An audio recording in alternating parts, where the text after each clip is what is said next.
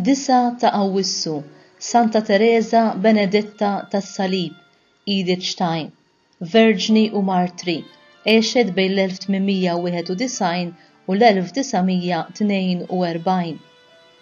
Edith wildet fit-12 ta' Ottubru familja Ludija, nar il-Jom Kippur l-akbar festa tal-Lut. Il-familja kienet tan-negozju, l-om ma kienx tleħħaq ma' tfal f'dik li hija formazzjoni reliġjuża. Edith tilfet il-fidi, qalet jien ħassejt ġewwa fija li m'għandix inkompli nitlob aktar. Fl-1911 ta' 20 sena spiċċat l-iskola bl-akbar suċċess u unuri. Fl-1913 daħlet fl-Università ta' Göttingen u bdiet l-istudji tal-fenomenoloġija taħt il-għaref filosfu Edmund Husserli. Fl-1914 Edith stqarret minix ngħix ħajti.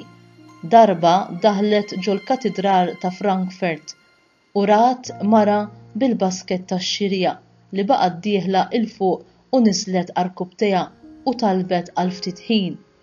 Edith ħasset fiha xi ħaġa. Għalija din kienet xi ħaġa ġdida. Fis-sinagoga konna mmorru darba biss. Hawnhekk rajt li din il-mara ġejja dritt mis-suq bix-xirja u dieħla ġo din il-knisja. Rajta bħalli kieku kien ser ikollha konverzazzjoni intima. Kienet ġrajja li qatt ma nsejta. Dakinhar stess marret iżżur lill-armla li r-raġel tagħha li kien Protestant kien għadu kif miet.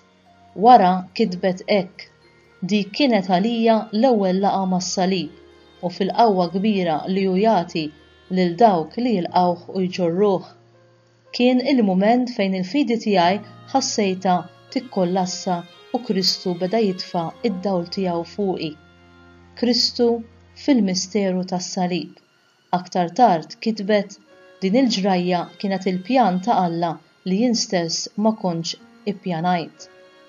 Fl-ewwel ta' Jannar ta' 1933 daħlet mal-Karmelitani ta' Kolon u fl-1934 ħadet il-libsa Karmelitana bl-isem ta' Suor Tereża Benedetta tas-Salib.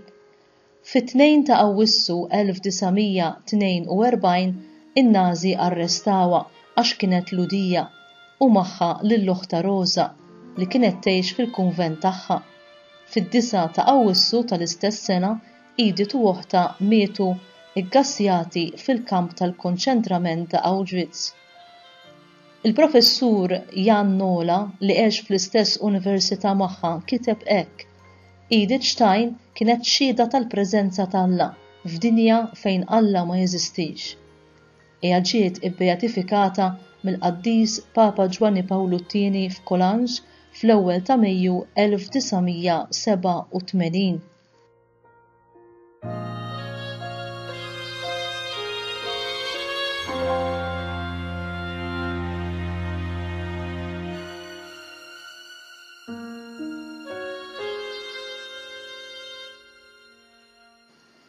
Qari mill-kitbiet spiritwali ta' Santa Tereża Benedetta tas-Salib Edith Stein bit-titlu Slima lik o Salib tama tagħna. Waqt li l-Knisja tfakkar il-passjoni tal-mulej fil-kontemplazzjoni tal-imħabba kollha tbatija ta' Sidna Ġesu Kristu, tistedinna insellmu lis-salib imqaddes bħala it-tama waħdenija tagħna.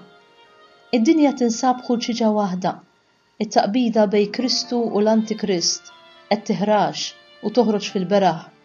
Dan ifisser li jekk inti taqtaħħa li tkun ta' Kristu, jista' jintalab minnek ukoll is-sagrifiċċju ta' ħajtek. Ħares lejn mulej mdendel quddiemek fuq il-ewda tas-salib, għax hu qobda sal-mewt tas-salib. Huwa ma ġiex fid-dinja biex jagħmel ir-rida tiegħu, imma biex jagħmel ir-rida tal-Missier. Jekk trid tkun l-arusa tal-imsallab, għandek tixħat għal kollox ir-rida tiegħek u m'għandux ikollok xewqa oħra għajr dik li twettaq ir-rieda ta' Alla. Il-feddej huwa mdendel quddiemek fuq is-salib, eri u mneżża minn kollox għax għażel il-faqar. Min irid jimxi warajh għandu jiġħad il-ġid kollu tal-art. oqgħod quddiem il-mulej imdendel fuq is-salib qalbu minfuda u xerret id-demm ta' qalbu biex jirbaħ qalbek. Biex tkun tista' timxi warajh fis-safa, qalbek trid tkun ħilsa minn kull ġibda tal-art. Ġesu msallab għandu jkun l-oġġett waħdin li tixxenna għalih, l-oġġett ta' kull xewqa u ta' kull ħsieb tiegħek.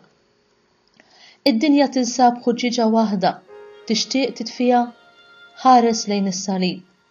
Mill-qalb miftuħa tal-feddej ħireġ id-demm li għandu l-qawwa li jitfi wkoll in-nirien tal-infern. Bis-saħħa tal-ħarsien bir-reqqa tal-wedid tiegħek iftaħ qalbek u eħlisa minn kull tfixkil. Imbagħad ikunu jistgħu jinxteħtu fiha il-ħalel tal-imħabba divina. Hekk li qalbek tfur u ssir għammiela sat-trufijiet tal-art. Permezz tal-qawwa tas-salib tista' tkun f'kull imkien ta' tbatija fejn twaslek l-imħabba kollha ħnina tiegħek, dik l-imħabba li tieħu mill-qalb divina u li tagħtik il-ħila li xxerret ma' kullum kien id-demm l-aktar għażiż tiegħu biex iddewwi is-salva u jifdi. Għajnej l-imsallab iħarsu lejk biex jistaqsuk u jitolbuk.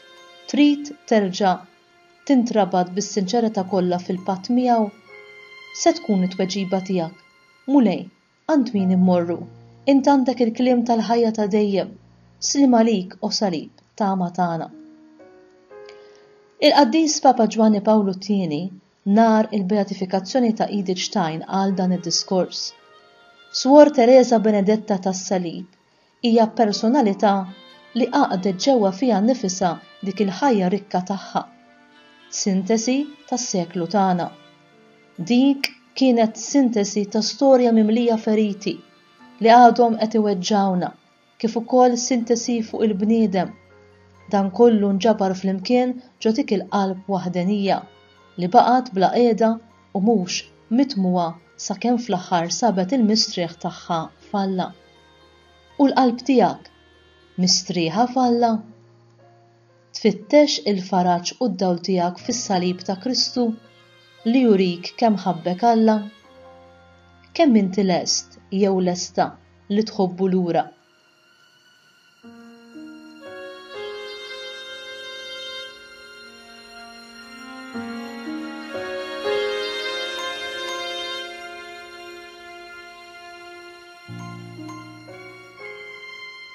Talba mill-Liturġija tas-Sigħat. Mulej Alla ta' missirijietna, imlina bix-xjenza tas-salib li biha żejjin mod tal-aġeb lil Santa Tereża Benedetta tas-Salib fil-waqt tal-martirju. Għatina għat-talb tagħha li dejjem infittxu lilek bħala l-ogħla verità u nħarsu b'qalb sħiħa sal-mewt il-patt etern ta' mħabbtek inwettaq bid-demm ta' ibnek għas-salvazzjoni ta' kulħadd. Nitolbuk dan bi Kristu Sidna. Amen.